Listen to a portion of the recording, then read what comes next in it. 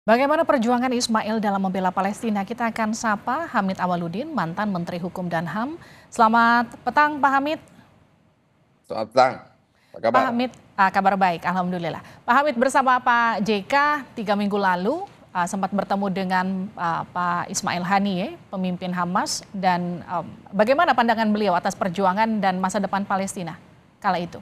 Ya, dia tipe orang fighter yang selalu memiliki attitude optimis tentang Palestina, dan dia selalu bermimpi dan berikhtiar keras untuk mewujudkan perdamaian di sana.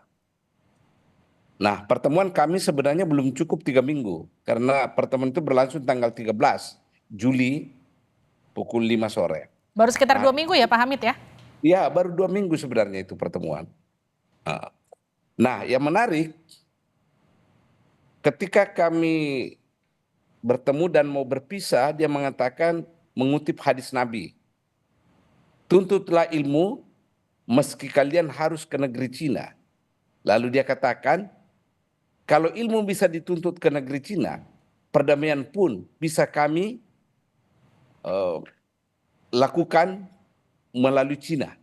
Karena memang akan ada pertemuan bilateral antara Hamas dan PLO atau Al-Fatah di Cina pekan lalu kejadian ini. Baik, Pak Hamid, Indonesia kan juga punya concern yang kuat untuk memperjuangkan kemerdekaan Palestina.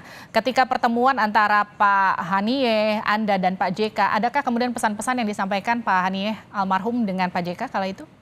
Oh iya, sangat keras. Tolong Pak JK sebagai orang yang banyak berkecimpung dalam bidang perdamaian, turun tangan untuk 2 hal. Menjejaki kemungkinan rekonsiliasi kami dengan Al-Fatah.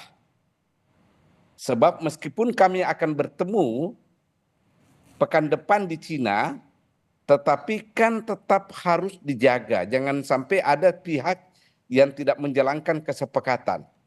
Yang kedua, tolong Pak Yusuf Kalla dan timnya berikhtiar keras membantu orang-orang Palestina untuk memiliki tanah miliknya sendiri dan merdeka sebagai bangsa yang berdaulat.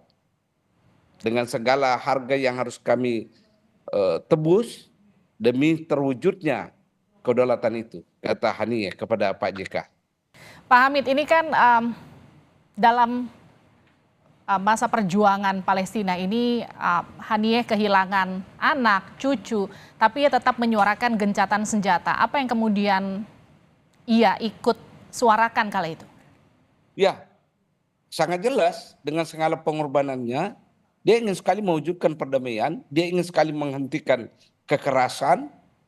Waktu itu saya bertanya kepada dia, jangan sampai hanya kamu sebagai pemimpin yang menginginkan perdamaian, tapi ada pemimpin lain dalam organisasi kamu yang tidak mau berdamai.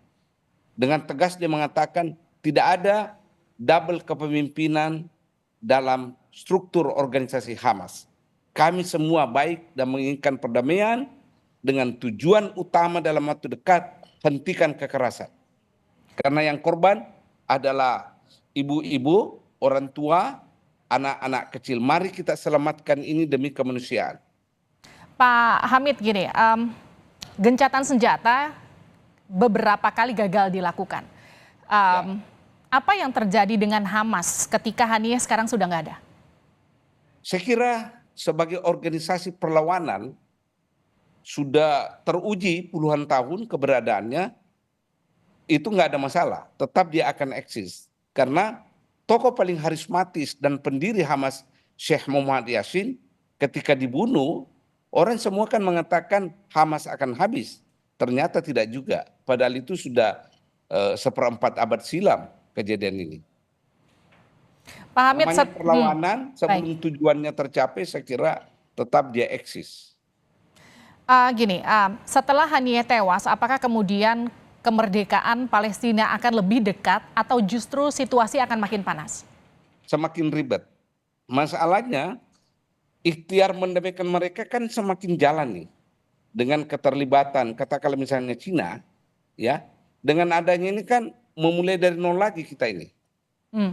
Padahal mestinya yang harus kita pelihara Ismail Haniyeh, sebab dia adalah pemimpin yang secara serius mengikhtiarkan segala bentuk langkah dalam rangka mencapai perdamaian.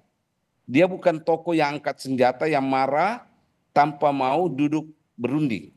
Dia adalah tipe pemimpin yang mau duduk berunding membicarakan persoalan. Baik, Pak Hamid, ini pertanyaan terakhir saya untuk Anda. Ketika pembicaraan secara tertutup biasanya kan ada hal-hal yang kemudian tidak terekspos di publik, tidak terekspos di media. Adakah kemudian hal-hal soal rencana yang akan dilakukan kala itu oleh Haniyeh dalam waktu dekat hingga saat ini namun belum terrealisasi? Adakah diskusi-diskusi yang kemudian keluar saat itu, Ya, informasi? tentu saja bahwa dia mengatakan kami ingin sekali rekonsiliasi dengan Al-Fatah, apapun resikonya. Karena perjuangan kami harus perjuangan yang menyatu dengan kelompok lainnya. Itu idaman dia ketika dia sharing pendapat dengan kami waktu itu. Baik, Pertemuannya tertutup.